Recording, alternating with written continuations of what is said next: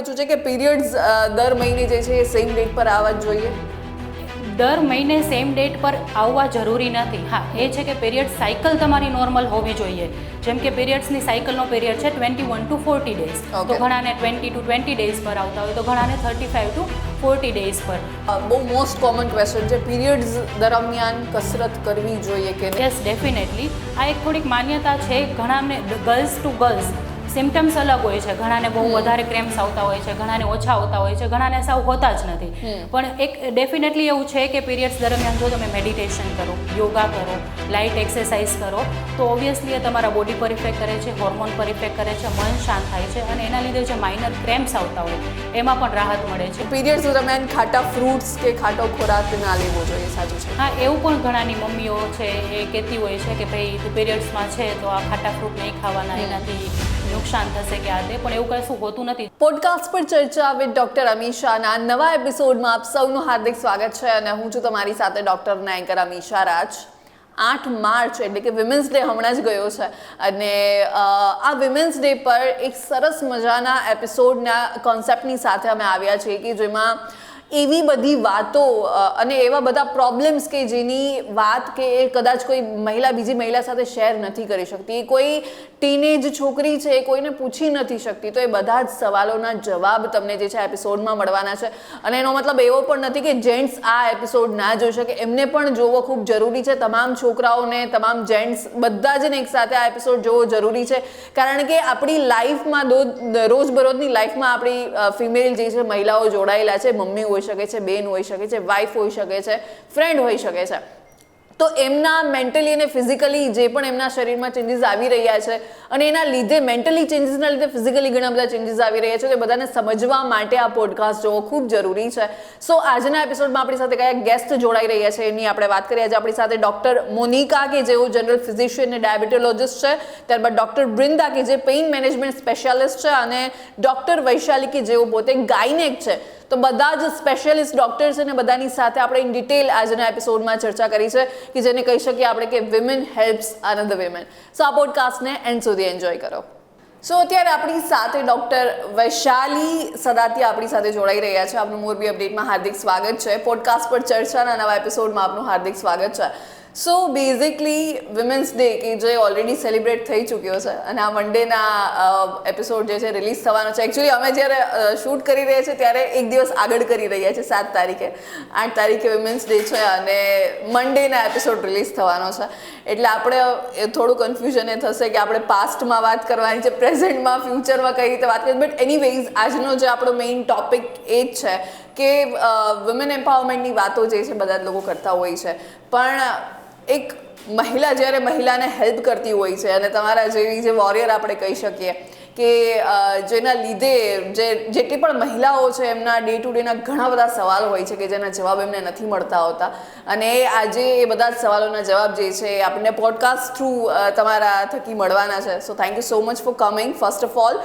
And મારો પહેલો સવાલ એ જ છે કે એક પ્યુબર્ટી આપણે જે કહી શકીએ કિશોરાવસ્થા, એ જ્યારે બાળકમાંથી કિશોરાવસ્થામાં આવતા હોય છે ત્યારે એ બાળકના શરીરમાં, એ છોકરીના શરીરમાં ઘણા બધા ચેન્જીસ આવતા હોય છે અને એ ચેન્જીસ મતલબ એવા હોય છે કે જેનું એમને કંઈ એજ્યુકેશન નથી. સડન એમના બોડીમાં ઘણા બધા ચેન્જીસ આવતા હોય છે. હવે એ સમયે કદાચ એ છોકરી ગભરાઈ જતી હોઈ શકે છે કારણ કે એમના બોડીમાં અચાનક ફેરફાર આવી રહ્યો છે કે જેનું એને એજ્યુકેશન નથી મળ્યું, ના તો ઘરેથી ના તો સ્કૂલેથી. અને હવે આ વસ્તુ એવી છે કે જેની વાત એ બીજા કોઈ સાથે કરી પણ નથી શકતી. કોને પૂછવું, કોની પાસેથી સાચા જવાબ મળવા. પાછું અમે એવું થતું હોય કે ફ્રેન્ડ સાથે વાત કરે તો મતલબ એની બેનપણી જ ડૉક્ટર બનીને સલાહ આપતી હોય છે કે આવું કરવું જોઈએ, આવું થતું હોય છે કે જે બેનપણી જ એની સાથે જ ભણેલી હોય, એની સાથે જ બેસતી હોય, કે જેને પણ કંઈ ખબર નથી હોતી અને એમાં જ ક્યાંક ને ક્યાંક ભૂલો જે છે થતી હોય છે છોકરીઓથી. તો મારે પહેલો સવાલ એ જ પૂછવો છે કે જ્યારે કિશોરાવસ્થામાં બાળકી આવે છે, છોકરી કોઈ પણ આવે છે, તો એના શરીરમાં શું કંઈ ફેરફાર જોવા મળે? Happy women's day to all. First of all તો એ તમે જેવી રીતે વાત કરી કે એકબીજા ફ્રેન્ડ્સ પાસેથી જે ઇન્ફોર્મેશન શેર કરે છે અને સાચી ખોટી માહિતી મેળવી અને એને ફોલો કરે છે, બરાબર? કેમ કે પેરેન્ટ્સને નથી પૂછી શકતા, ટીચર્સને કે કોઈ બીજા મોટાને પૂછી નથી શકતા અને ખોટા સ્ટેપ્સ ભરે છે. એના લીધે એને ઘણી બધી તકલીફો થતી હોય છે, બરાબર? તો એવા જ વસ્તુ છે. પહેલા તો આપણે ચાલુ કરીએ કે પ્યુબર્ટી કહેવાય કોને, કે બાલ્યાવસ્થામાંથી તરુણાવસ્થામાં જ્યારે પ્રવેશ કરે છે આ સમયગાળો છે 9 વર્ષથી 14 વર્ષ સુધીનો, કે જ્યારે લગભગ બધી ગર્લ્સને પ્યુબર્ટીની શરૂઆત થઈ ગઈ હોય છે. બરાબર. એમાં ઘણા બધા ચેન્જીસ થતા હોય છે, હોર્મોનલ ચેન્જીસ થતા હોય છે બોડીની અંદર છે. પછી છે એને જે બ્રેસ્ટની સાઇઝમાં ફેરફાર થવા લાગે છે, વધવા લાગે છે, બોડી હેર ગ્રોથ વધવા લાગે છે, પ્રાઇવેટ પાર્ટ્સ પર હેર ગ્રોથ આવવા લાગે છે, મેન્સ્ટ્રુએશનની શરૂઆત થાય છે, પીરિયડ્સની શરૂઆત થવાની ચાલુ થાય છે. બરાબર છે. થોડુંક બોડીનું વેઇટ ગેઇન થાય છે. આવા બધા ઘણા બધા ફેરફારો જ્યારે પ્યુબર્ટીની અંદર પ્રવેશ કરે છે ત્યારે થતા હોય છે. પણ આ એવો સમયગાળો છે કે જ્યારે એ લોકોમાં સાચું નોલેજ નથી આ શું થઈ રહ્યું છે, એને સાચું ગાઈડન્સ આપવામાં ન આવે તો એ લોકોને અંદર ક્વેરી થાય છે, તકલીફ થાય છે, માનસિક ક્યાંક ને ક્યાંક એ લોકો ડિપ્રેશન જેવું ફીલ કરે છે. બરાબર છે કે ભાઈ આ શું થાય છે મારી બોડીમાં, અચાનક જ કેમ બ્રેસ્ટની સાઇઝ વધવા માંડી છે. અને 97% ગર્લ્સની અંદર એવું હોય કે અનઇક્વલ સાઇઝના બ્રેસ્ટ હોય છે. તો એને એવું થાય કે મને કોઈ બીમારી તો નથી ને, but it's okay, it's completely normal કે બંને બ્રેસ્ટની સાઇઝ અનઇક્વલ છે. પછી આખા બોડીની અંદર જે હેર ગ્રોથ એનો જે રેગ્યુલર હતો એનાથી થોડોક વધે છે. પ્રાઇવેટ પાર્ટ્સની અંદર હેર ગ્રોથ આવે છે, અંડરઆર્મ્સની અંદર આવે છે, હેન્ડ્સમાં, લેગ્સમાં બધે આવે છે. તો એ કમ્પ્લીટલી નોર્મલ વસ્તુ છે. બરાબર છે. અને જે આ જે પ્રાઇવેટ પાર્ટ્સ છે એ ઇનર થાય છે, અંડરઆર્મ્સ છે, થોડાક જે એનો સ્કિન ટોન છે એનાથી ડાર્કન થતા જાય છે. એનું સ્કિન પિગમેન્ટેશન, હોર્મોન્સ જે ચેન્જ થયા છે એના લીધે થાય છે. તો એ વસ્તુ કમ્પ્લીટલી નોર્મલ છે. એટલે એનાથી કોઈ ડરવાની કે એને બ્લીચ કરવાની, વ્હાઇટન કરવા માટે કંઈ જ યુઝ કરવાની કંઈ જરૂર હોતી નથી. બરાબર. સો તમે જે વાત કરી કે જે બોડીમાં ચેન્જીસ આવતા હોય છે અને સ્પેશિયલી છોકરીઓ એ સમયમાં ફીલ કરતી હોય છે, અને પેલું કહેવાય ને કે આપણે હવે સોશિયલ મીડિયા એટલું બધું વધી ગયું છે, આસપાસના લોકોનો ઇન્ફ્લુઅન્સ, મેં પહેલાં જ વાત કરી કે ફ્રેન્ડ્સ તરફથી ઇન્ફ્લુઅન્સ આવતો હોય છે, તો એ કમ્પેરિઝન તરફ મગજમાં આવતી હોય છે ને ત્યાં જ ક્યાંક ને ક્યાંક ડિપ્રેશન તરફ છોકરીઓ જે છે જતી હોય છે. કારણ કે જે પિક્ચરમાં દેખાડવામાં આવે છે એ બધું રિયલ નથી હોતું, બધું જ એડિટેડ હોય છે અને ક્યાંક ને ક્યાંક ત્યાં આપણે એમની કમ્પેરિઝન થવા માંડતી હોય છે. અને પછી બહુ બધા એવા ખોટા રસ્તા કે જે તમે વાત કરી કે બ્લીચ કરવું, કે જે આપણી જે જગ્યાએ બ્લીચ કરવું જરૂર છે ત્યાં કરો એ ઠીક છે, પ્રાઇવેટ પાર્ટ્સમાં બ્લીચ કરવું તમારી હેલ્થ માટે ઘણું નુકસાનકારક બની શકે છે. અને સ્પેશિયલી આપણે આજે પોડકાસ્ટ એટલા માટે જ કરી રહ્યા છે કે જે પણ ભૂલો છોકરીઓ કરી રહી છે કે જેનું ગાઈડન્સ એમને ક્યાંયથી નથી મળતું, એ જે ગાઈડન્સ એમને અહીંયાથી મળી શકે. અને ઇટ્સ ઓકે કે તમારી બ્રેસ્ટની સાઇઝ ડિફરન્સ એમાં આવે છે તો કારણ કે બહુ નોર્મલ છે, બધી જ છોકરીઓમાં હોય છે. હિરોઈન પણ હોય છે તો એમાં પણ એ જ પ્રોબ્લેમ હોય, તમે પણ છો તો એમાં પણ એ જ પ્રોબ્લેમ હોવાનો છે. એટલે જેવી રીતના તમે છો એવા પોતાને સ્વીકારવા ખૂબ જરૂરી છે. એક્સેપ્ટ કરો અને એ ફ્લોઝ જે છે તમારી સ્કિનમાં પિમ્પલ છે, તમારા બોડીમાં હેર છે, તો એ છે જ, એ ભગવાને આપ્યા જ છે અને એની સાથે જ આપણે આગળ વધવાનું છે. બીજી ખાસ તમે વાત કરી કે આ દરમિયાન જ પીરિયડ્સ જે છે એ આવતા હોય છે. પીરિયડ્સ જ્યારે પહેલી વાર કોઈ છોકરીને આવતા હોય છે ત્યારે આઈ એમ નોટ શ્યોર કે બધી જ છોકરીઓને એનું અવેરનેસ હોય છે કે નથી હોતી. કારણ કે આ વસ્તુનું એજ્યુકેશન એકચ્યુઅલી સ્કૂલમાંથી અને ઘરેથી સ્ટાર્ટ થવું જ જોઈએ કે જ્યારે છોકરી એજમાં આવે છે ત્યારથી જ એને સમજવામાં આવે કે તને આવું થઈ શકે છે.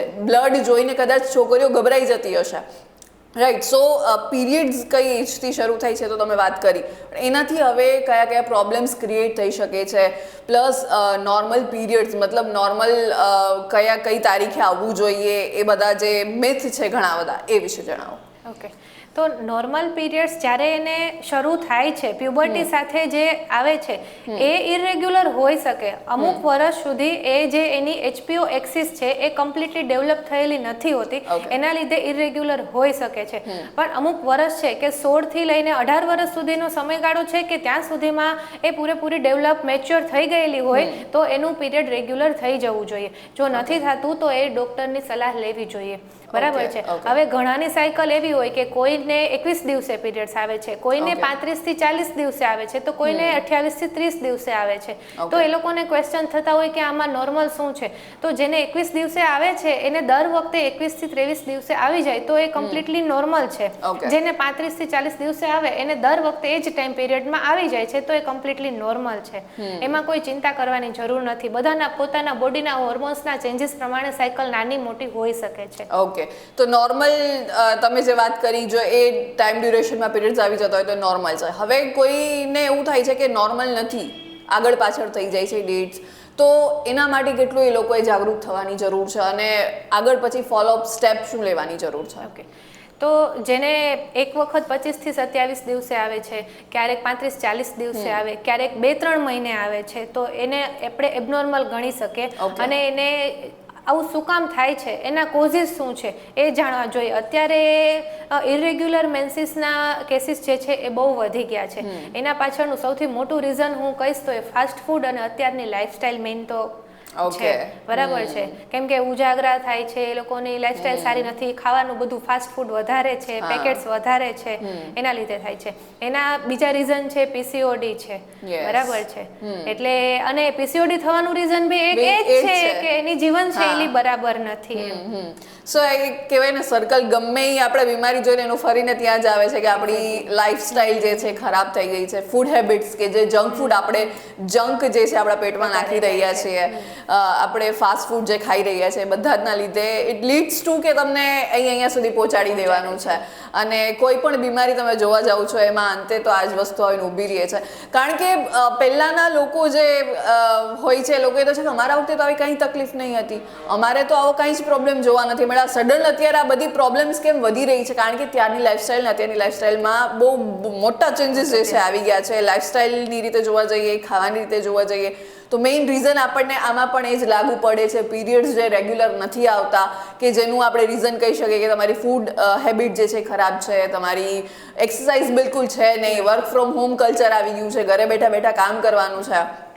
એમાં પણ તમે પીસીઓએસ ને પીસીઓડી વાત કરી કે જે ઘણા બધા લોકોએ ઓલરેડી સાંભળેલું જ હશે અને એ પણ એક રીઝન છે કે તમારા પીરિયડ્સ રેગ્યુલર ના આવી શકે. પાછું પીસીએસ ને પીસીઓડીનું કારણ પણ અંતે એ જ આવતું હોય છે. ઓકે, સો મેન્સ્ટ્રુઅલ હાઇજીન માટે શું કરવું જોઈએ એ હું પૂછું છું. ઓકે, મેન્સ્ટ્રુઅલ હાઇજીનને લોકો એટલું સિરિયસલી લેતા નથી, પણ જે આપણે કીધું કે આજે પ્યુબર્ટીમાં આવી જાય છે ગર્લ્સ, એને એનું સાચું નોલેજ નથી અને એના લીધે જ એને ઇન્ફેક્શન છે, વ્હાઇટ ડિસ્ચાર્જ છે, આ બધી તકલીફો પાછળથી થતી હોય છે. તો મેન્સ્ટ્રુઅલ હાઇજીન માટે પહેલાં તો ક્લીનલીનેસ સૌથી વધારે જરૂરી છે.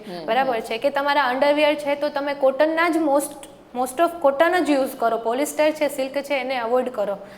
અને જ્યારે તમારે પીરિયડ્સના ડેઝ હોય છે ત્યારે તમે એને 2 વખત ચેન્જ કરવાનું રાખો. સરખું પાણીથી, સાબુથી તમે એને વોશ કરી, જે પ્રાઇવેટ પાર્ટ્સની બહારની સ્કિન છે એને સરખી વોશ કરી, સરખી ડ્રાય કરી, મેન્સ્ટ્રુઅલ પેડ, મેન્સ્ટ્રુઅલ કપ ઓર ટેમ્પન્સ એ જે ઇન્ડિવિજ્યુઅલ પોતાને. ઓકે, સો તમે વાત કરી કે ડ્યુરિંગ પીરિયડ્સ જે છે પેડ્સ જે છે અત્યારે કોમન પેડ કહો કે તમે વિસ્પર કહો, વિસ્પર એક કમ્બાઈન થઈ ગયું છે અત્યારે, પણ એવી બ્રાન્ડ્સ અને એવી ઘણી બધી બ્રાન્ડના પેડ જે છે આવતા હોય છે. તો 3 તમે વાત કરી, પેડ છે, ટેમ્પન્સ છે અને મેન્સ્ટ્રુઅલ કપ છે. તો એ ત્રણેય વચ્ચેનો ડિફરન્સ શું છે અને કયું યુઝ કરવું જોઈએ, વધારે પડતું કયું યુઝ થઈ રહ્યું છે અને કોઈમાં કંઈ સાઈડ ઇફેક્ટ, કંઈ નુકસાન ખરું? ઓકે, ત્રણેય વસ્તુ એવી છે કે જો એને પ્રોપર વેમાં યુઝ કરવામાં આવે તો એના મોસ્ટલી સાઇડ ઇફેક્ટ્સ થતા નથી હોતા. બરાબર, મેન્સ્ટ્રુઅલ પેડ છે મોટાભાગની ગર્લ્સ યુઝ કરતા જ હોય છે, પણ આઈડિયલી એને દર 3 થી 4 કલાકે ચેન્જ કરી નાખવા જોઈએ. જો કોઈને બ્લડ ફ્લો વધારે છે તો એવરી 1 to 2 અવર્સ એને ચેન્જ કરવા જોઈએ. અને જેમ કીધું એમ કે મેન્સ્ટ્રુએશન દરમિયાન હાઇજીનનું ખાસ ધ્યાન રાખવું જોઈએ. બરાબર છે. હવે મેન્સ્ટ્રુઅલ કપ છે બજારમાં અલગ અલગ સાઇઝમાં અવેલેબલ હોય છે. અનમેરિડ ગર્લ્સ માટે, મેરિડ ગર્લ્સ માટે અલગ અલગ હોય છે. એની અંદર એબ્ઝોર્બ નથી થતું, બ્લડ ફ્લો જે આવે છે એની અંદર બ્લડ કલેક્ટ થાય છે અને તમે એને એવરી 5 to 8 અવર્સ ચેન્જ કરી શકો છો. અને એ જે મેન્સ્ટ્રુઅલ કપ છે એ રીયુઝેબલ હોય છે, બટ એને તમે રીયુઝ કરો છો તો એને પ્રોપર વેમાં ક્લીન કરવા જરૂર છે. અધરવાઇઝ એ તમારી સ્કિનમાં રિએક્શન કરી શકે છે, ઇન્ફેક્શન કરી શકે છે. એટલે એને ક્લીન કરવા માટે ઓછામાં ઓછું 10 મિનિટ સુધી બોઇલ વોટરમાં એને રાખવું જરૂરી છે, પછી તમે એને રીયુઝ કરી શકો છો. મેન્સ્ટ્રુઅલ કપ જે છે. પછી છે ટેમ્પન્સ. તો કે ટેમ્પન છે એ આપણે જે કોટન હોય એવા મટીરિયલમાંથી બનેલું હોય છે, બ્લડને એબ્ઝોર્બ કરી લે છે, એને વજાઇનાની અંદર જ મૂકી અને યુઝ કરવામાં આવે છે. જેમ મેન્સ્ટ્રુઅલ કપ છે એવી જ રીતે આને ટ્રાવેલિંગ છે કે પછી સ્વિમિંગ દરમિયાન એને યુઝ કરવા સારા પડે છે. બટ આ કે ઇન્ડિવિજ્યુઅલ ચોઇસ ઉપર ડિપેન્ડ કરે છે કે કોને કયું ફાવે છે એ પ્રમાણે યુઝ કરી શકે. ઇન શોર્ટમાં કહીએ તો ત્રણેય વસ્તુ એવી જ છે કે પ્રોપર વેમાં યુઝ કરો તો એના કોઈ સાઇડ ઇફેક્ટ્સ થતા નથી. ઓકે, મતલબ તમે કઈ રીતે રીતના યુઝ કરો છો એના પર ડિપેન્ડ કરે છે, બાકી કોઈ નુકસાન જે છે એનાથી નથી થતું. કઈ રીતના એનો યુઝ કરવો જોઈએ એ ખાસ અવેરનેસની જરૂર છે, અને ત્યાં જ કહેવાય ને લેક ઓફ અવેરનેસ ત્યાંથી જ ક્રિએટ થાય છે. અને મેન્સ્ટ્રુઅલ હાઇજીનની જે આપણે વાત કરી રહ્યા છીએ તો આ જ બધી નાની નાની વસ્તુ જે છે એ ત્યાંથી આગળ વધી અને તમને બહુ ગંભીર બીમારી જે છે એ વધી શકતી હોય છે. ઓકે, આપણે મેન્સ્ટ્રુઅલ હાઇજીન વિશે વાત કરી કે કઈ કઈ વસ્તુનું ધ્યાન રાખવું જોઈએ. એ સિવાય એક બહુ અત્યારે કહેવાય ને પ્રશ્ન લોકોમાં આવતો હોય છે કે જે છે સર્વાઇકલ કેન્સર. તો સર્વાઇકલ કેન્સરની ઘણી બધી અવેરનેસ માટે વાતો કરી લીધી છે, ઘણા બધા ઇન્ટરવ્યૂઝ થઈ ગયા છે, વેક્સિન કઈ લેવી જરૂર છે, બધી જ વાતો થઈ ગઈ છે, પણ છતાં પણ હું તમને એ સવાલ ફરીથી પૂછીશ કારણ કે અત્યારે આપણે એ જ ટોપિક પર વાત કરી રહ્યા છીએ. તો સર્વાઇકલ કેન્સર શું છે અને એ વેક્સિન વિશેનો આઈડિયા જે છે અમને. ઓકે, સર્વાઇકલ કેન્સર એક હ્યુમન પેપિલોમા નામનો વાયરસ છે, એનાથી થાય છે, સેક્સ્યુઅલી ટ્રાન્સમિટેડ છે. જ્યારે ગર્લ છે ઓર બોય બંનેને ઇન્ફેક્શન થઈ શકે છે. સેક્સ્યુઅલી એક્ટિવ થાય ત્યારે એના ઇન્ફેક્શન થોડા ઘણા પ્રમાણમાં હોય જ છે, પણ કોઈનું બોડી એન્વાયરમેન્ટ એવું છે, કોઈની હાઇજીન એવી છે, અથવા તો રિકરન્ટ ઇન્ફેક્શન થયા રાખે છે, તો એ જે વાયરસ છે એ કેન્સર ગ્રો કરી શકે છે. અને આને બચવા માટેનો આપણી પાસે સોલ્યુશન છે કે એની વેક્સિન લઈ લેવી જોઈએ. 9 થી 14 વર્ષ સુધીની જે હોય છે એની અંદર આપણે 2 ડોઝ આવે છે, અને આફ્ટર 15 યર્સ એના 3 ડોઝ આવે છે. ઓકે, સો સર્વાઇકલ કેન્સર ની વેક્સિન જે છે એ ખાસ છોકરીઓમાં લઈ લેવી ખૂબ જરૂરી છે, અને ગવર્મેન્ટ દ્વારા પણ પ્રોજેક્ટ જે છે લેવામાં આવ્યો છે કે બધી જ છોકરીઓ 9 વર્ષથી લઈને કઈ 14 વર્ષ સુધીમાં 2 ડોઝ આવે છે. 2 ડોઝ આવે છે, અને ત્યારબાદ 45 સુધી આપણે લઈ શકીએ, 3 ડોઝ લેવાના હોય છે. ઓકે, સો એ બધી વાત થઈ ગઈ. હવે એક મેઇન સવાલ મારે એ જ પૂછવો છે કે પીરિયડ્સની વાત કરી લીધી છે, હવે એક એવો સમય આવશે કે જ્યારે પીરિયડ્સ જતા રહેશે કે જેને આપણે મેનોપોઝ કહીએ છીએ. તો મેનોપોઝ દરમિયાન શું કઈ બોડીમાં ચેન્જીસ આવી શકે છે, શું કઈ ફેરફાર physically as well as mentally તમને શું જોવા મળે છે એના વિશે જણાવો. ઓકે, તો મેનોપોઝ એટલે વસ્તુ જેવી છે કે સ્ટોપ મેન્સિસ મીન્સ મેનોપોઝ, કે જ્યારે દરેક મહિલા છે એની આખી ઉંમર દરમિયાન એની અંદર 3 અવસ્થા આવે છે. એક તો એ જે પ્યુબર્ટીની અંદર આવે છે, બરાબર છે, ત્યારે એની અંદર બહુ હોર્મોનલ ચેન્જીસ થતા હોય છે. સેકન્ડ છે કે ડ્યુરિંગ પ્રેગ્નન્સી એને હોર્મોનલ ચેન્જીસ થતા હોય છે. અને લાસ્ટ સૌથી છેલ્લી અવસ્થા જેને કહીએ એ છે મેનોપોઝ, કે જ્યારે એને સૌથી વધારે જે હોર્મોનલ ઇમ્બેલેન્સ એક પ્રકારનું કહેવાય કે ચેન્જીસ કહેવાય એ થતા હોય છે. અને આ સમય દરમિયાન એને ઘણી બધી એવી તકલીફોનો સામનો કરવો પડતો હોય છે. તો આ જે મેનોપોઝ આવે છે ત્યારે એ સમય દરમિયાન એને ઘણી બધી તકલીફો થતી હોય છે. ચીડિયો સ્વભાવ થઈ જાય છે, મજા ન આવે, નીંદર ઓછી આવે, કોઈને પીરિયડ્સ ઇરેગ્યુલર થઈ જતા હોય છે કે ઘણા લાંબા સમય પછી આવે છે, કોઈને બહુ ફ્રિકવન્ટલી પીરિયડ્સ આવવા માંડે છે, કોઈને બહુ વધુ બ્લીડિંગ થાય, કોઈને બહુ ઓછું બ્લીડિંગ થાય છે, બરાબર છે. એટલે આવા બધા ચેન્જીસ થતા હોય છે. સ્કિનની અંદર ડ્રાયનેસ ફીલ થવા માંડે છે, અને હોટ ફ્લશિસ જેને કહેવાય કે જે મેનોપોઝમાં ફિમેલ આવે છે એને બહુ હેરાન કરે એવી વસ્તુ છે કે હોટ ફ્લશિસ. અચાનક જ અંદરથી ગરમી થવા માંડે છે, પરસેવો વળવા માંડે છે, અને અચાનક થોડી વારમાં ઠંડુ ફીલ થવા માંડે છે, ઠંડી લાગવા માંડે છે. એટલે આ બધા જે સિમ્પટોમ્સ છે એ ડ્યુરિંગ મેનોપોઝ આવતા હોય છે. ઓકે, મેનોપોઝ દરમિયાન ફિઝિકલી અને મેન્ટલી જે કંઈ બી ચેન્જીસ આવે છે આપણે વાત કરી. એ સિવાય મારે બીજું એ પૂછવું છે કે આપણે ઇન્ડિયામાં જનરલ કઈ એવી એજ હોય છે કે જ્યાંથી એક મહિલાને મેનોપોઝ જે છે એ આવતું હોય છે? 40 થી 50 વર્ષની ઉંમર જે છે ઇન્ડિયામાં મોસ્ટલી મેનોપોઝ આવી શકે છે.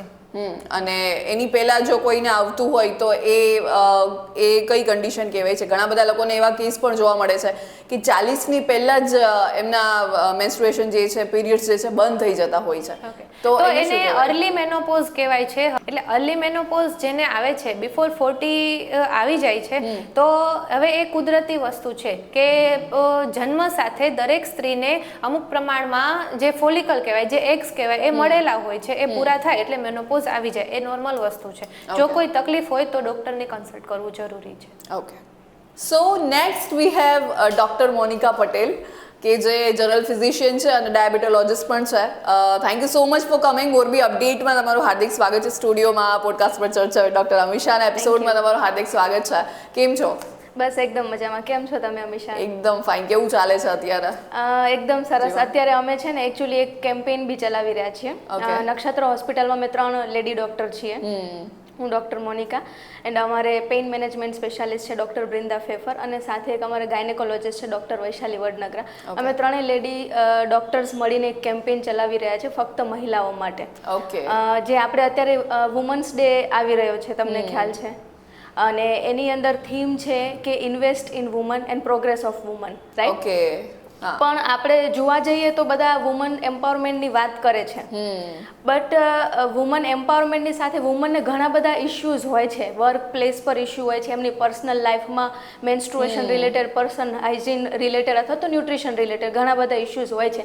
એના વિશે આપણે ક્યાંય ચર્ચા કરતા કોઈને સાંભળતા નથી. એટલે અમારા કેમ્પેઇનનો મેઇન હેતુ એ છે કે અમે ગર્લ્સ, કોલેજ ગર્લ્સ છે અથવા તો સોસાયટીઝની અંદર જે લેડીઝ છે, ફક્ત લેડીઝને જોડે રહી અને એમને અમે આ બધે જે એમના ક્વેશ્ચન્સ હોય છે, ક્વેશ્ચન ઉપર ચર્ચા કરતા હોઈએ છીએ, થોડી ઘણી અવેરનેસ લાવતા હોઈએ છીએ, જેથી કરીને એમને ફ્યુચરમાં, ગર્લ્સ છે ઓબ્વિયસલી, તો એમને ફ્યુચરમાં કોઈ ઇશ્યુ ન આવે, ન્યુટ્રિશન વિશે એમની અંદર અવેરનેસ આવી શકે, એના માટેનું આ કેમ્પેઇન છે.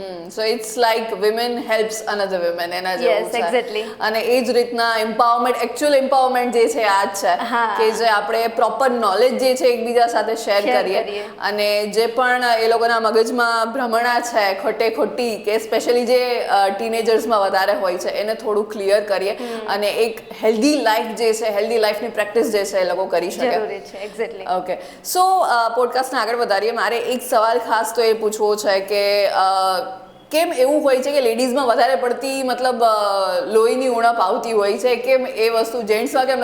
મતલબ એવું કહેવાય છે કે લોહી પીતા હોય છે લેડીઝ વધારે, છતાંય લેડીઝમાં ઓછું હોય છે. છતાં એમાં કેમ ઓછું હોય છે? એનું કારણ શું છે? હા, હવે અમીષા જો વાત કરીએ તો એનિમિયા, જે લોહીની ઉણપ, એનો મતલબ થાય એનિમિયા, રાઈટ? અને એનિમિયા જે લેડીઝમાં હોય છે, મોસ્ટ ઓફ ધી રીઝન જોવા જઈએ તો એમાં ન્યુટ્રિશનલ એનિમિયા એને કહેવાય. ન્યુટ્રિશનની ઉણપના લીધે થતું anaemia, that means nutritional anaemia, right?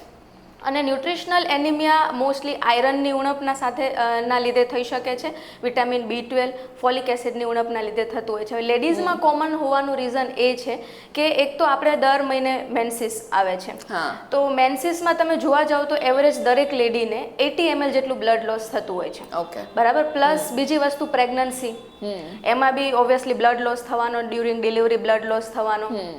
Third most important thing જે અમે અત્યારે બી આ કેમ્પેઇનમાં ઘણી બધી લેડીઝને અને ગર્લ્સને કહેતા હોય છે, આપણે લેડીઝનો નેચર હોય બધું જ કરવાનું, અને આજકાલની વુમન મલ્ટીટાસ્કિંગ વુમન છે, રાઈટ? સો એ ઘર બી સંભાળશે, ઓફિસ બી સંભાળશે, બાળકો બી સંભાળશે, ઘરની શોપિંગ બી કરશે, બધું લેડીઝ કરતી હોય છે. અને આ બધું કરવાના ચક્કરમાં એ એના પોતાના ન્યુટ્રિશન ઉપર ધ્યાન રાખતી નથી. આપણી મમ્મીઓની જનરેશનમાં બી જોવા જઈશું ને તો સેમ વસ્તુ છે. ભલે ત્યારે ઓફિસ નથી જતી, બહાર નથી જતી, પણ એમની આદત શું હોય છે? બધાને ગરમ ખવડાવવાનું, હું છેલ્લે ખાઈશ. દાળ ક્યારેક ખૂટી જાય, ક્યારેક સબ્જી ખૂટી જાય, ફ્રૂટ સારા આવે તો મારા છોકરાઓને ખવડાવું, હસબન્ડને ખવડાવું. પોતાના ન્યુટ્રિશન ઉપર ક્યારેય લેડીઝ ફોકસ કરતી નથી. પોતાના પહેલા પ્રાયોરિટીમાં એમના પરિવારને મૂકતો હોય છે અને પોતાની સેલ્ફ ક્યારેય પ્રાયોરિટીમાં આવતી જ નથી. Exactly, right? અને બીજી વસ્તુ, સેમ વસ્તુ પછી જે બાળકી છે એની અંદર બી આ જ નેચર આવવાનો છે કે ભાઈ બહેન બે હશે તો ભાઈને ઓબ્વિયસલી ન્યુટ્રિશન જાતું હશે, ગર્લ છે પહેલેથી ફોકસ્ડ હશે, ઘર કામ શીખવાનું છે, સ્ટડી કરવાની છે, આ કરવાનું છે, તે કરવાનું, પણ ન્યુટ્રિશન પહેલેથી કોમ્પ્રોમાઇઝ એમાં વધારે થતા હોય છે અને એના લીધે જ ન્યુટ્રિશનલ એનિમિયાના કેસીસ આમાં વધી જાય છે ગર્લ્સમાં. ઓકે. મતલબ લોહી પીવે છે પણ સાથે સાથે પેલું કરવાનું છે કે પોતાના સેલ્ફને પ્રાયોરિટી આપવાની જરૂર છે પહેલા. ઓકે. સો ન્યુટ્રિશન વેલ્યુ જે છે એ નથી પૂરી મળતી, જેના લીધે આ લોહીની ઉણપ, એનિમિયા તમે જે વાત કરીએ થઈ શકતું હોય છે. તો ઘણા બધા લોકો એવા પણ હશે કે જે એવું કહે છે કે અમે તો પૂરતું ડાયટ લઈએ, અમે તો ડાયટમાં ચાલીએ છીએ, એકદમ પ્રોપર બધું ડાયટ લઈએ છીએ, તો એ લોકોને કેમ હજુ એક ક્વેશ્ચન આવતો હશે કે અમને કેમ લોહીની ઉણપ છે? પણ ડાયટ લે છે એ શું એ ડાયટ છે આયરન વાળું છે? યસ. શું એ ડાયટ વિટામિન્સ વાળું છે? શું એ ડાયટની અંદર બીજા બધા ન્યુટ્રિશન્સ મળે છે? રાઈટ? બેલેન્સ ડાયટનો મતલબ છે ડાયટની balance diet. Yes, balance diet. Balance ડાયટની અંદર પ્રોટીન, કાર્બોહાઈડ્રેટ, વિટામિન્સ, દરેક પ્રકારના ન્યુટ્રિશન્સ, આયરન એ બધાનું ઇન્ક્લુડ થયેલું હોય તો એને બેલેન્સ ડાયટ કહેવાય. અધરવાઇઝ ડાયટનો કોઈ મતલબ જ નથી. યસ, આપણે ઘરે ડાયટિશિયન બની ગયા છે કે ડાયટ વજન ઉતારવું છે, ડાયટ કરવું છે, 2 રોટલી કાઢી નાખો. હા, એક્ઝેક્ટલી. ભાત કાઢી નાખો. હા, એ એકચ્યુઅલી તમારા જે ન્યુટ્રિશન છે કે તમારી જે રેગ્યુલર રિક્વાયરમેન્ટ છે એને કટ ઓફ કરવું એ ડાયટ નથી. યસ, બેલેન્સ વેઇટ કંટ્રોલ કરવા માટે બી બેલેન્સ ડાયટ જોઈએ. બધું બંધ કરી દેવાથી જો વજન ઉતરી જાય છે પણ એ ઓબ્વિયસલી બેલેન્સ ડાયટ નથી. એ વજન ultimately ઉતરશે તમારા પણ બોડીને એ નુકસાન હેલ્ધી કરે નથી. છે. એક્ઝેક્ટલી. હા, ઓકે. સો બેલેન્સ ડાયટ આપણે ડાયટનો યુઝ કરીએ છીએ, રાધર આપણે યુઝ કરીએ કે બેલેન્સ ડાયટ જે છે એ જરૂરી છે. ઓકે, સો હવે આના સિમ્ટમ્સ કેવા હોઈ શકે છે, શું કઈ એના વિશે જણાવો. એનિમિયામાં જનરલી થાક વધારે લાગવો, પગમાં કળતર થવી, થોડું કામ કરીને શ્વાસ ચડી જવો, પગ દુખવા, ધબકારા એકદમથી વધી જવા, પ્લસ ઘણી લેડીઝ તમે સાંભળી હશે કે મારે આંખની નીચે રિંકલ્સ આવી ગયા છે, ડાર્ક સર્કલ થઈ ગયા છે, વાળ સફેદ થઈ રહ્યા છે, પછી hair fall થઈ anti-aging રહ્યો cream છે. use કરવાનો આવે. Exactly. આપણે પછી બધી બ્યુટી પ્રોડક્ટ્સ યુઝ કરવા માંડીએ પણ એ કેમ થઈ રહ્યું છે એના વિશે તો આપણે ક્યારેય ચેકઅપ કરતા નથી. એનું જડ જે છે શરીરની અંદર છે. એકચ્યુઅલી શરીરની અંદરથી તમે હેલ્ધી હશો તો તમે બહારથી પણ એટલા હેલ્ધી દેખાવાના છો. ડેફિનેટલી. પ્લસ એમાં હાર્ટના ધબકારા વધી જવા, થોડું કામ કરો એકદમથી પાલ્પિટેશન ફીલ થવા લાગે, એકદમથી પરસેવો વળવા લાગે, આ બધા પણ એનિમિયાના લક્ષણો છે. ઓકે, સો લક્ષણો જે છે આપણે જોઈ લીધા. હવે આ લક્ષણ કદાચ કોઈને દેખાઈ રહ્યા છે, કોઈ પણ લેડીઝને, તો હવે એની આગળ પ્રોસિજર શું થઈ શકે? મતલબ એ રિવર્સ થઈ શકે આ વસ્તુ? ઓબ્વિયસલી રિવર્સ થઈ શકે. Okay. First of all she should consult a doctor. Okay, right, ફિઝિશિયનને એ કન્સલ્ટ કરી શકે છે. ફિઝિશિયનને કન્સલ્ટ કરીને એના રિપોર્ટ્સ આવતા હોય છે, કમ્પ્લીટ બ્લડ કાઉન્ટ આપણે જોતા હોઈએ કે એમાં હિમોગ્લોબિન એનું કેટલું છે, પ્લસ રેડ બ્લડ સેલ્સ કેટલા છે, આયરન સ્ટડી થતી હોય કે એમનામાં આયરનનું પ્રમાણ કેટલું છે, વિટામિન B12 કેટલું છે, ડિટેલ સ્ટડી કરી અને પછી એના માટેની ટ્રીટમેન્ટ પણ ઉપલબ્ધ છે.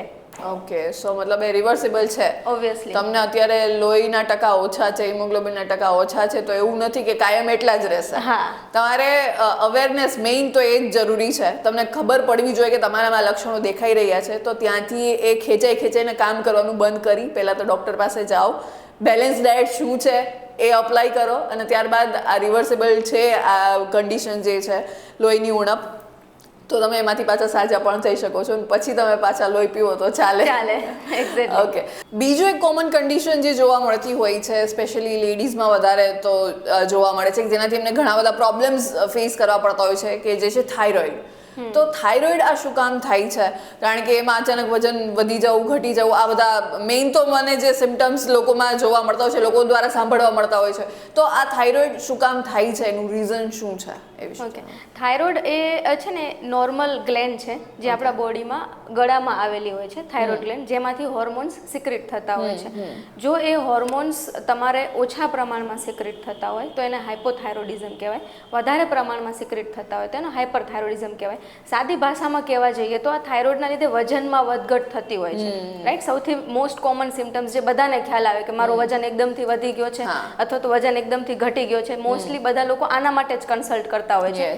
તો સાદી ભાષામાં કહેવા જઈએ તો સૂકો થાઇરોઇડ, જેનો મતલબ કે વજન ઘટે છે, જે હાઇપરથાઇરોઇડિઝમમાં જોવા મળતું હોય છે, તો એને સાદી ભાષામાં સૂકો થાઇરોઇડ કહીએ. અને જેમાં વજન વધે છે એને લીલો થાઇરોઇડ કહેવાતું હોય છે.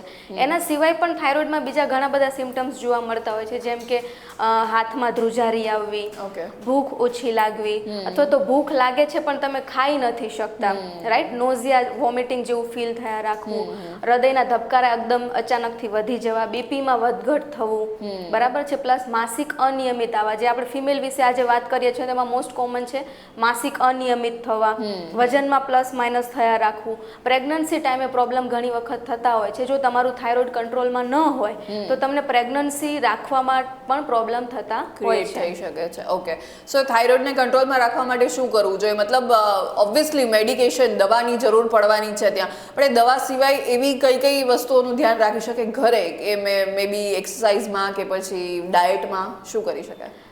સૌ પ્રથમ તો તમને જ્યારે બી થાઇરોઇડ ડિટેક્ટ થાય છે, સૌ પ્રથમ તો ડૉક્ટરની સાથે રેગ્યુલર તમે ફોલોઅપમાં રહો. કારણ કે અમારે ઘણા બધા પેશન્ટ એવા હોય છે, થાઇરોઇડ ડિટેક્ટ થયું, ટેબ્લેટ્સ અમે પ્રિસ્ક્રાઇબ કરી દીધી, થાઇરોઇડ કંટ્રોલમાં આવી ગયું, પછી લોસ ઓફ ફોલોઅપ હોય. ઓકે સેમ મેડિસિન એ લોકો કન્ટિન્યુ રાખતા હોય છે, પણ એવું નથી. ઓકે એકચ્યુઅલી થાઇરોઇડ એ પણ એક હોર્મોન છે જે તમારા બોડીના ફિઝિકલ ચેન્જીસ અને જે ચેન્જીસ તમારા બોડીમાં ઉંમર સાથે આવે છે એની સાથે હોર્મોનમાં પ્લસ માઇનસ થતું હોય છે. સેમ વસ્તુ થાઇરોઇડ હોર્મોનમાં પણ વધઘટ થતી હોઈ શકે, રાઈટ? Okay. સો રેગ્યુલર એનું ચેકઅપ, રેગ્યુલર ફોલોઅપ જરૂરી છે. બીજી વસ્તુ, મેડિસિનની સાથે સાથે તમે એક્સરસાઇઝ કરી શકો. એક્સરસાઇઝમાં સૌથી સારું ઇફેક્ટિવ છે યોગા. ઓકે જેમ યોગાથી બીજા બધા હોર્મોન્સ કંટ્રોલમાં રહેતા હોય છે, સેમ વે થાઇરોઇડ હોર્મોન પણ યોગાથી તમે કંટ્રોલમાં રાખી શકો છો દવાની સાથે. Okay. પ્લસ એક્સરસાઇઝ તમે કરી શકો છો. ડાયટમાં જનરલી કોઈ પણ પ્રકારનું હોર્મોન્સના રિલેટેડ ઇસ્યુ હોય, જંક ફૂડ તો સૌથી પહેલાં આપણે બંધ કરી જ દેવા જોઈએ. પ્લસ એની સાથે સાથે કોબી ફ્લાવર છે, રાઈટ, કેબેજ છે, આ ગ્રુપના જે વેજીટેબલ્સ આવે છે તમારે ઓછા ખાવા જોઈએ. ઓકે સોલ્ટ જે તમારું છે, આયોડિન વાળું સોલ્ટ લેવું જોઈએ. અત્યારે જો કે માર્કેટમાં જે મોસ્ટ ઓફ નમક આવે છે બધા આયોડિન યુક્ત જ હોય છે, પણ છતાં બી અમુક જગ્યાએ નથી અવેલેબલ થતા હોતા, તો ત્યાં પણ આ વસ્તુ જરૂરી છે કે આયોડિન વાળું નમક તમારે યુઝ કરવું જોઈએ. Okay we have another guest in studio. Doctor Brinda Fefar જે છે આપણી સાથે અત્યારે અપડેટના સ્ટુડિયોમાં જોડાયા છે. તેઓ પેઇન મેનેજમેન્ટ સ્પેશિયાલિસ્ટ છે. આપનું મોરબી અપડેટમાં હાર્દિક સ્વાગત છે, સ્ટુડિયોમાં હાર્દિક સ્વાગત છે. સ્પેશિયલી આપણે આજની જે થીમ છે વિમેન્સ ડે જે છે 8 તારીખે હમણાં જ ગયો છે, અને આપણે વિમેન એમ્પાવરમેન્ટની વાતોની સાથે થોડું એમને હેલ્થ હાઇજીનની અવેરનેસ પણ આવે એના પર જ આપણે વાત કરી રહ્યા છે. ત્યારે આપણે ઓલમોસ્ટ બધા જ ટોપિક કવર કર્યા છે. મેઇન એક ટોપિક હજુ બાકી રહે છે PCOS અને PCOD, કે જે અત્યારે આમ કહેવાય ને જેમ કોરોના ફેલાણો તો એ રીતના લગભગ છોકરીઓના મોઢામાં સાંભળ્યું હશે આપણે કે PCOS છે, PCOD છે. તો શું છે આ? PCOS અને PCOD બંને એક જ છે. જેમ કે PCOS નું નામ છે પોલિસિસ્ટિક ઓવેરિયન સિન્ડ્રોમ અને PCOD એટલે પોલિસિસ્ટિક ઓવેરિયન ડિઝીઝ. આમ જોવા જઈએ તો બંને નામ અલગ છે, પણ બંનેના જે લક્ષણ છે, સિમ્ટમ્સ છે, એ બધું એક જ છે, પણ જે સમાજમાં છે, લોકોમાં છે, એ બંને અલગ અલગ શબ્દોમાં ફેલાયેલું છે, પણ એ જે ડિઝીઝ છે એ એક જ છે. ઓકે સો PCOS ને PCOD નું મેઇન એક જે લક્ષણ મને ખબર છે કે પીરિયડ્સ તમારા ટાઈમ પર ના આવે, ડિલે થતું હોય. તો કેટલું જનરલી ડિલે કેટલું સોસાયટીમાં જોવા મળે, કેટલો ટાઈમ સુધી પીરિયડ્સ ના આવતા હોય? ઘણાને આમાં એવું છે કે PCOS ના હું એક તો મેઇન જે 3 લક્ષણ મેઇન કારણો છે એ પહેલા હું તમને કહી દઉં કે એન્ડ્રોજન એક્સેસ એટલે કે હોર્મોનનો વધારો એક મેઇન કારણ છે. જે હોર્મોન વધારો થાય છે એના લીધે જે ગર્લ્સ છે જેને PCOS થતું હોય છે એના લીધે જે ચહેરા પર અણગમતા વાળ આવે, ઘણાને દાઢી પર આવતા હોય, મૂછો ઉપર વધારે વાળ આવે, એ વસ્તુ થઈ શકે. ઘણાને ખીલ વધારે નીકળે છે. એક આ પણ લક્ષણ છે PCOS નું કે જે હોઈ શકે. બીજું છે કે એક અનિયમિત સાયકલ કે જે ઇરેગ્યુલર મેન્સીસ આવતા હોય એ હોય છે. હવે ઇરેગ્યુલર મેન્સીસમાં એવું છે કે ઘણાને 2-3 મહિના ઇરેગ્યુલર આવે, ઘણાને છે એ 6 થી 8 મહિના થઈ જતું હોય છે, તો એ બહુ વધારે છે. પણ જે પર્સન ટુ પર્સન એનો જે ક્રાઇટેરિયા છે કે ઇરેગ્યુલર સાયકલ આવે છે એ બધાને પર્સન ટુ પર્સન ડિફરન્ટ હોય છે. હા, અને ત્રીજું કારણ એ છે કે ઓવરી કે જે આપણા અંડાશય છે એમાં નાની નાની પાણીની ગાંઠ જેને આપણે કહીએ પોલિસિસ્ટિક ઓવરી, તો એ એક મેઇન કારણ છે એનું. તો આ 3 કારણમાંથી કોઈ પણ હોઈ શકે છે. આ 3માંથી મુખ્ય 2 કારણ હોય તો એને PCOS આપણે કહી શકાય. ઓકે અને જનરલી એ હોર્મોનલ ઇમ્બેલેન્સના લીધે, હોર્મોનલ ઇમ્બેલેન્સના લીધે હોય છે. તો પછી એને આપણે જેવી રીતના કોરોનાને ભગાડ્યો છે આપણે અત્યારે, તો આને કઈ રીતના આપણે અટકાવી શકીએ? PCOS એક એવી વસ્તુ છે કે જેને અટકાવવું, કોરોનાની જેમ અટકાવવું, એની કોઈ વેક્સિન તો બનવાની છે નહીં, એટલે કોરોનાની જેમ અટકાવવું થોડુંક અઘરું છે, કેમ કે PCOS ની એક સાયકલ જનરેટ થઈ ગઈ છે. PCOS લાઇફસ્ટાઇલ, PCOS લાઇફસ્ટાઇલ, એ રીતે થાય છે. એટલે આપણે જે લાઇફસ્ટાઇલ હવે જે છે, બહારનું ખાવાનું વધી ગયું છે, એક્સરસાઇઝનું પ્રમાણ ઘટી ગયું છે, લાઇફસ્ટાઇલ સેડેન્ટરી થઈ ગઈ છે, એટલે આ બધું જે છે એને અટકાવી શકીએ એમ નથી. હા, આપણે થોડું ધ્યાન આપીએ તો એનામાં જે અત્યારે એનો જે રેશિયો છે PCOS નો એને થોડો આપણે ઓછો જરૂરથી કરી શકીએ છીએ.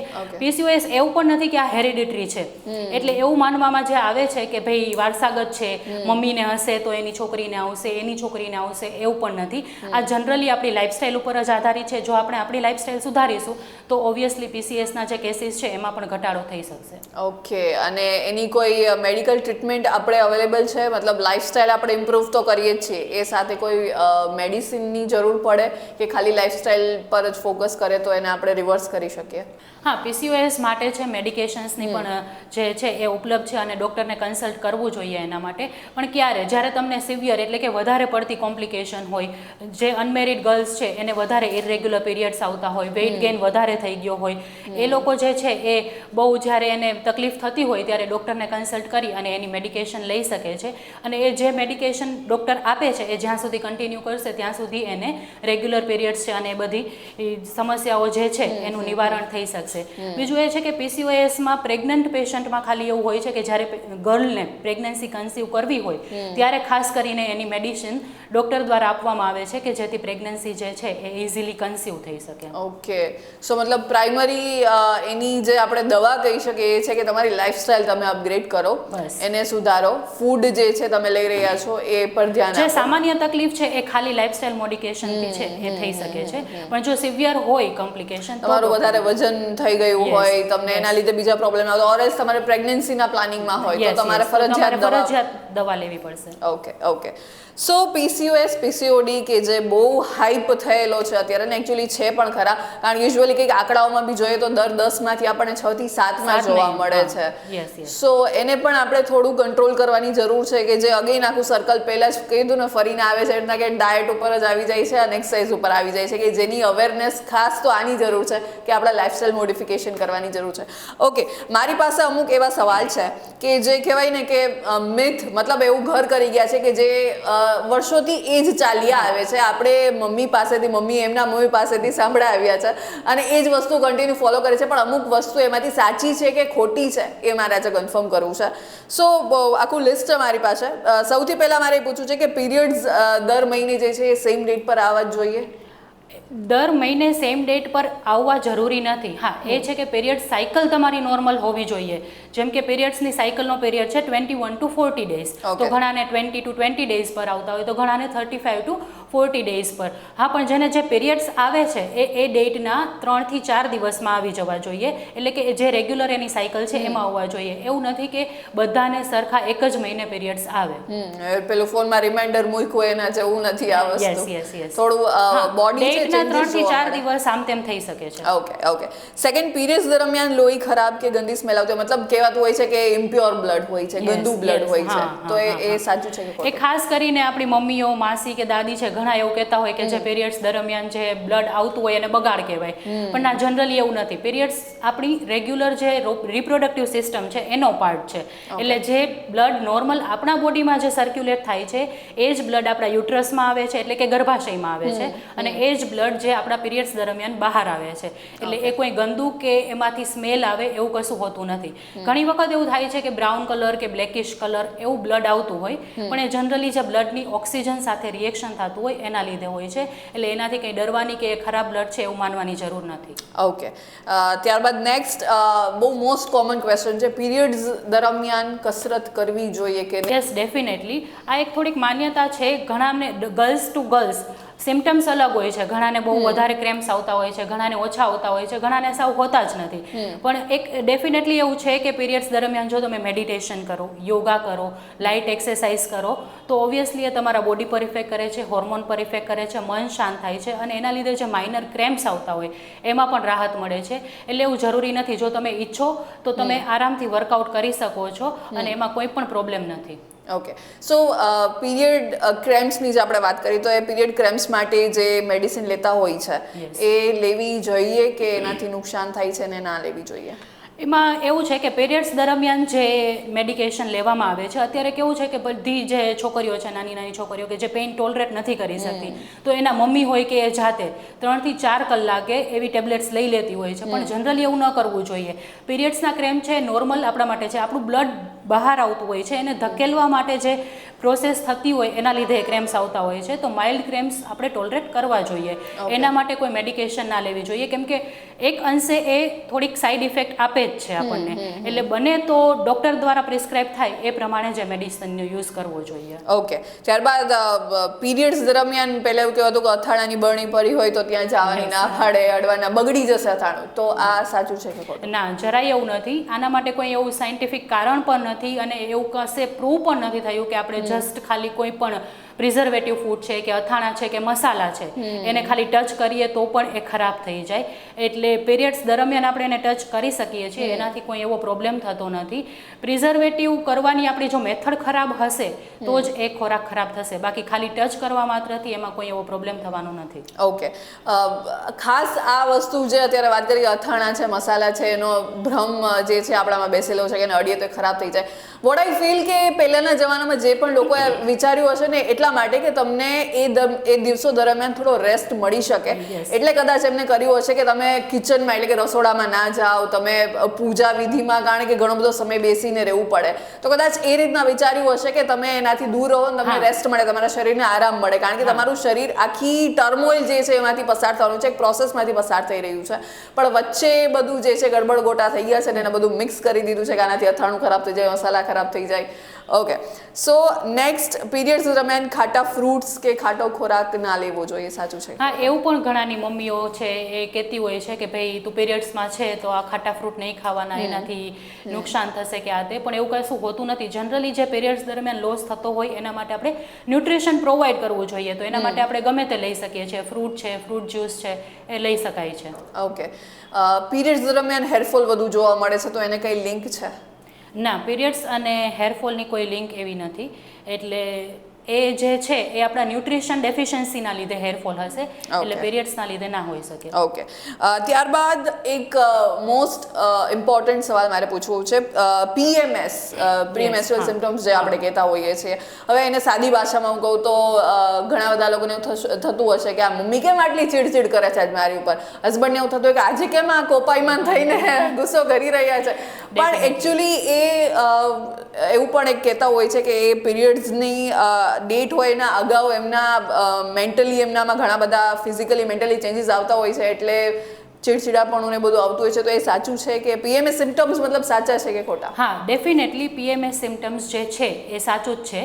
એટલે કે PMS એટલે કે પ્રી મેન્સ્ટ્રુઅલ સિમ્પટમ્સ, એટલે કે જનરલી જે ગર્લ છે કે કોઈ પણ ફિમેલ છે પીરિયડ્સમાં થવાની હોય એના 3 થી 4 દિવસ પહેલાં એમને આવા સિમ્પટમ્સ જોવા મળતા હોય છે, અને એ ખરેખર સાચું જ હોય છે, કેમ કે આ દરમિયાન આપણા હોર્મોન્સ છે એ ચેન્જ થતા હોય છે. જે અંતઃસ્ત્રાવનો ફેરફાર થાય એના લીધે ઘણાને પેટમાં દુખવું, કળતર થવી, સ્વભાવ બહુ ચીડચીડિયો થઈ જવો, જે મૂડ સ્વિંગ થતા હોય એવું બધું જોવા મળતું હોય છે, અને એ ખરેખર સાચું જ હોય છે. ઓકે, સો એક ટીપ આપી દઉં, મૂડ સ્વિંગ્સ જ્યારે તમારા ફેમિલીમાં કોઈ બી લેડીઝને થતા હોય તો એક ડાર્ક ચોકલેટ એમને આપી દે. યસ. ઓકે, નેક્સ્ટ, તમારે ટેમ્પોન્સ કે મેન્સ્ટ્રુઅલ કપ જે આ લોકો યુઝ કરતા હોય છે, આપણે સ્ટાર્ટિંગમાં બી વાત કરી, pad, tampons and menstrual cup જે છે, તો ટેમ્પન્સ અને મેન્સ્ટ્રુઅલ કપ જે છે તમારે ઇન્સર્ટ કરવાના છે, અંદર તમારે રાખવાના છે, તો એનાથી વર્જિનિટી લૂઝ થઈ જાય છે, તો એ સાચું છે કે ખોટું? ના, એ જરાય સાચું નથી. ટેમ્પન્સ અને કપ્સ છે એ અનમેરિડ ગર્લ પણ યુઝ કરી શકે છે. કપ છે એ અનમેરિડ ગર્લની સાઇઝ પ્રમાણે પણ આવે છે, એટલે એનાથી વર્જિનિટી લૂઝ થાય એવું કશું હોતું નથી. એનાથી ખાલી જે કહેતા હોય છે ને કે હાઈમેન ફાટી જવું, એ જ પ્રોસેસ થતી હોય છે, અને હાઈમેન તૂટવાના ઘણા બધા રીઝન હોય છે. એક્સરસાઇઝિંગ છે, સાયકલિંગ છે, એટલે હાઈમેન તૂટી જવું એનો મતલબ એ નથી કે આપણી વર્જિનિટી લૂઝ થઈ છે. એટલે એવું જે છે એ માનવામાં આવે છે, એ ખોટું છે. એટલે આપણે અનમેરિડ ગર્લ પણ જો યુઝ કરવા માંગે તો કપ અને ટેમ્પન્સ યુઝ કરી શકે છે. ઓકે, PCOS અને PCOD હોય કોઈ પણ છોકરીને તો એ પ્રેગ્નન્ટ ના થઈ શકે, એ સાચું છે કે ખોટું? ના, ઘણાને એવો ડર હોય છે કે ઘણાના જે ગર્લને હોય PCOS કે PCOD, એના મમ્મીને એને ચિંતા રહેતી હોય છે કે આફ્ટર મેરેજ એને પ્રેગ્નન્સી થવામાં તકલીફ થશે. આવા મૂંઝવણો ઘણાને અનુભવાતી હોય છે, પણ જો પ્રોપર લાઇફસ્ટાઇલમાં ચેન્જ કરે અને ડૉક્ટરની પ્રોપર મેડિકેશન પ્રમાણે એ કરશે તો આરામથી એ પ્રેગ્નન્ટ થઈ શકે છે, અને સેફ પ્રેગ્નન્સી પણ થઈ શકે છે. ઓકે, ઇરેગ્યુલર પીરિયડ્સ જે લોકોને આવતા હોય છે, મતલબ પ્રોપર સમય નથી આવતો, તો એનું એકમાત્ર એ જ કારણ છે કે એને PCOS છે? ના, એકમાત્ર એ કારણ જ નથી. જેમ કે મેડમે બંને કીધું જ છે, એના માટે ઘણા બધા કારણ છે. અનિયમિત સાયકલ માટે, જેમ કે ઓવર એક્સરસાઇઝિંગ ઘણી વખત થઈ ગયું હોય, પછી આપણે ક્યારેક ઓવર ડાયટિંગ કરતા હોઈએ છીએ.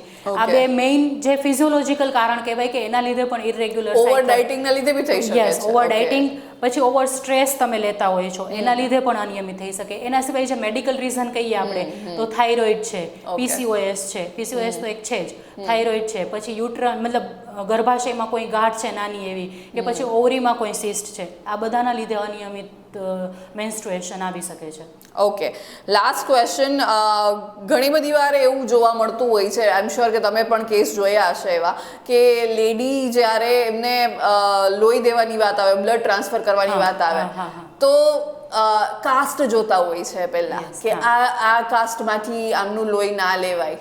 તો એનાથી કંઈ શરીરમાં મને નથી લાગતું કે, કારણ કે શરીર જે છે ભગવાને બધા સેમ બનાવે છે, આ નાત જાત આપણે લઈને આવ્યા છીએ, સો એનાથી કંઈ ફેર પડે ખરો?